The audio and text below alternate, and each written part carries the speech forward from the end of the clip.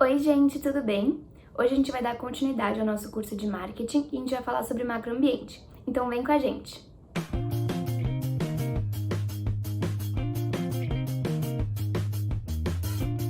Bom, a gente vai começar entendendo o que é o macroambiente. São os aspectos externos que afetam as atividades de uma empresa. E lembrem-se sempre que as empresas elas não têm controle sobre essas variáveis, então são coisas que a empresa não consegue controlar. O importante quando a gente está fazendo uma análise de macroambiente é tentar entender como as coisas estarão num futuro próximo, ou seja, o que vai mudar no cenário. Por exemplo, a população de certo lugar vai crescer ou vai diminuir? Porque quando a gente está montando um plano, a gente está montando um plano que vai ser executado no futuro. Então, além de só entender como as coisas estão agora, é sempre importante a gente entender o que vai mudar nesse cenário. Bom, agora que vocês já entenderam sobre o que a gente vai falar, são 6 forças macroambientais que existem: a demográfica, a tecnológica, a sociocultural, a econômica, a político-legal e a natural. O primeiro ambiente que a gente vai falar é o ambiente demográfico. Esse é o ambiente que analisa a população.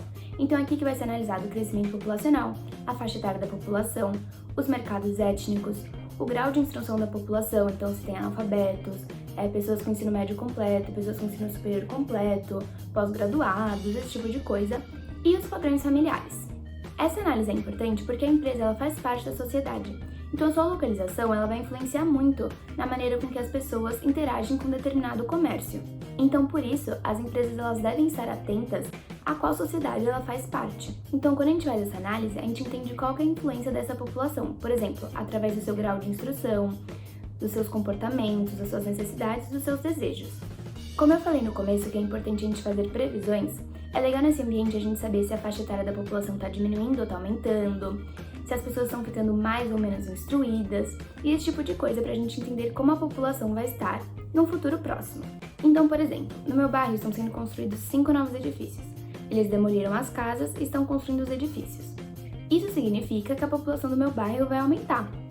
Então, quando a gente está falando do ambiente demográfico, é legal a gente fazer esse tipo de análise, porque com a população aumentando, vai aumentar o número de consumidores e a gente precisa entender como que essa população vai influenciar nos comércios do bairro. Agora, sobre o ambiente econômico, o poder de compra em uma economia depende da renda, dos preços, da poupança, do endividamento e da disponibilidade de crédito. Então, as tendências que afetam o poder de compra da população podem ter um forte impacto nos negócios. Podemos separar esse ambiente por psicologia do consumidor, distribuição de renda e, por fim, renda, poupança, endividamento e disponibilidade de crédito. Na psicologia do consumidor é onde tentamos entender como é o comportamento do consumidor em suas situações financeiras pessoais. Por exemplo, se ele faz corte de gastos inúteis, se faz comparação de preços e se aproveita os descontos. Na distribuição de renda é onde tentamos entender em qual dos 5 padrões de distribuição de renda o país está. Rendas muito baixas, rendas em sua maioria baixas, rendas muito baixas e muito altas, rendas baixas, médias e altas e rendas em sua maioria médias. E por fim, em renda, poupança, endividamento e disponibilidade de crédito, é onde tentamos entender como está a questão econômica em relação à renda, situações de endividamento e de crédito.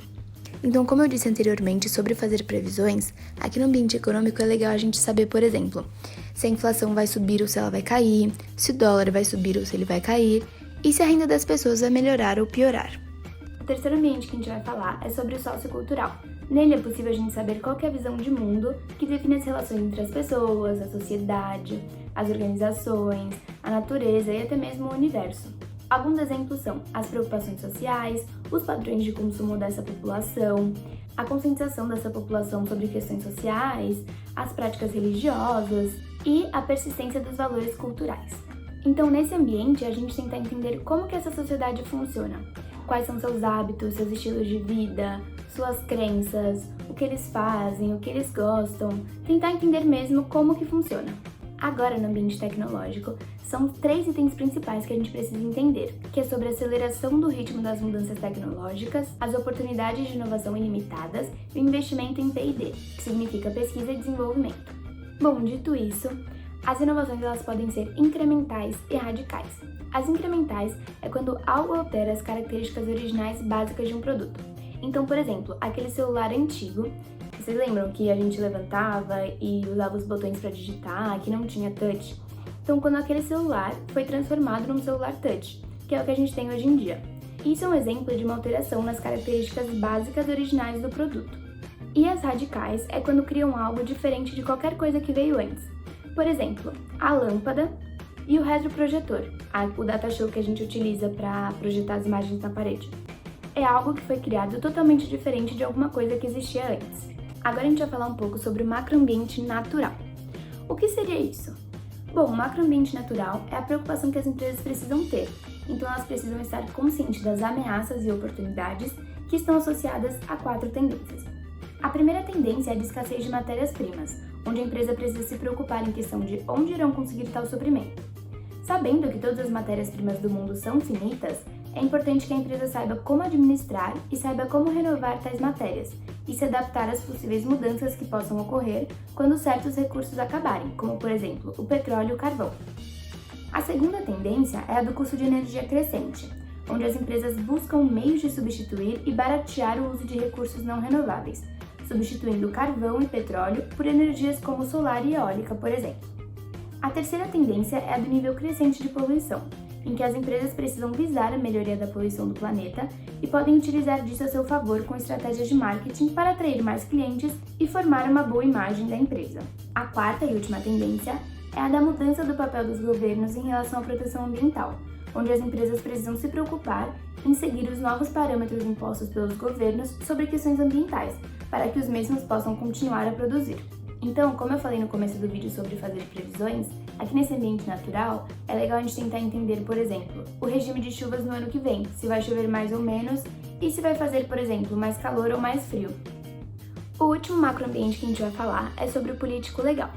Esse ambiente consiste em entender quais são as mudanças nas legislações que podem afetar o setor em que a empresa age. Portanto, é entender quais são as leis que vão ser alteradas. Por exemplo, o setor de alimentos industrializados, ele está sofrendo com as alterações de legislação, porque agora estão discutindo sobre colocar nos rótulos dos alimentos a quantidade de açúcar, a quantidade de gordura, e isso afeta esse setor, né? Porque muitas vezes a pessoa vai ver a quantidade de açúcar ou de gordura que tem e pode ser que ela pense 2 vezes antes de comprar. Então é importante para qualquer empresa saber quais são as leis que existem naquele setor em que ela está e como ela pode produzir os seus produtos ou serviços de modo que nenhuma lei seja violada.